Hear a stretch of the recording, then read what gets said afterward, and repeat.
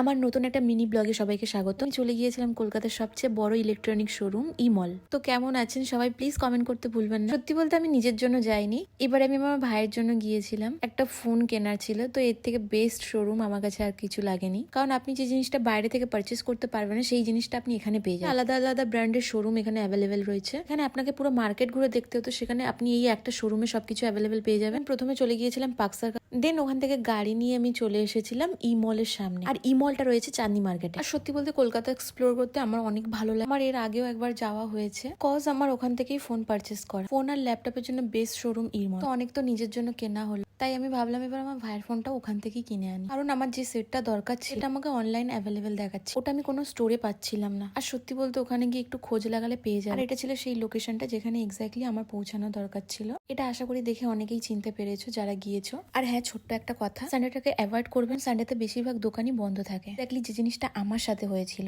পুরোটা দেখতে পাচ্ছেন যেটা মার্কেট, এটা পুরোটা ইলেকট্রনিকের মার্কেট আছে। এখানে ফোন রিপেয়ারিং থেকে শুরু করে সেকেন্ড হ্যান্ড ফোনও পারচেস করতে পারবেন। বাট হ্যাঁ, একটু সাবধানে করতে হবে, কারণ এখানে আপনাকে খারাপ জিনিসও গুছিয়ে দিতে পারে। কলকাতা ভাই, একটু এক্সপিরিয়েন্স না থাকলেই আপনাকে বোকা বানিয়ে দেবে, সেটা ই মল হোক কিংবা বাইরে। আর এখানে যা কিছুই আপনি কেনেন না, একবার বার্গেনিং করে নেবেন আর অবশ্যই ডিসকাউন্টটা চেক করে নেবেন। আমি বাইরেটা দেখাচ্ছিলাম, এটা ছিল ই মলের বাইরেটা। সানডের দিন ছিল বলে পুরোটাই ক্লোজ ছিল, কম দোকানই ছিল, হাতে গোনা কয়েকগুলো ওপেন ছিল। তো এটা ছিল গেট। আর এর মধ্যেই বলে রাখি, আমার কথার মধ্যে যদি কিছু ভুল থাকে প্লিজ নিজের মনে করে ক্ষমা করে দেবেন। বিকজ আমি একজন নতুন ইউটিউবার, আমি সেইভাবে ভয়েস দিতে পারবো না বা বলতে পারবো যেভাবে একজন এক্সপিরিয়েন্স বলে। আমি তাদেরকে অনেক সম্মান করি, কারণ ফোনের পিছনের জার্নিটা এতটা সহজ হয় না। ভিডিওকে এডিটিং করে তাতে ভয়েস দেওয়া সত্যি অনেক কষ্টে। আমি শুধুমাত্র চেষ্টা করেছি মাত্র। কেমন হয়েছে আমার ভিডিওটা অবশ্যই কমেন্টে জানাবেন। তো এটা ছিল ই মলের ভেতরটা। বলতে বলতে আমি পুরোটাই দেখিয়ে দিলাম। এখানে একটা ক্যাফেও ছিল আমার খাওয়ার জন্য। আমি শপিং করতে আর খেতে অনেকই ভালোবাসি, যারা আমার ভিডিও দেখেন অবশ্যই জানেন। আর এদিকে তো চারিদিকে আমি ফোন আর ল্যাপটপ থেকে বোর ফিল করছি। সত্যি বলতে নতুন কিছু পাওয়ার আশা আমারও ছিল। যারা ফোন ল্যাপটপ পারচেস করবেন ভাব, অবশ্যই এই জায়গাটায় ভিজিট করতে পারেন। নিঃসন্দেহে নিজেদের বাজেটের মধ্যে পেয়ে যাবেন। আজকে ভিডিওটা এইটুকু। ভালো লাগলে অবশ্যই কমেন্ট করবেন। Tata, take care, bye by.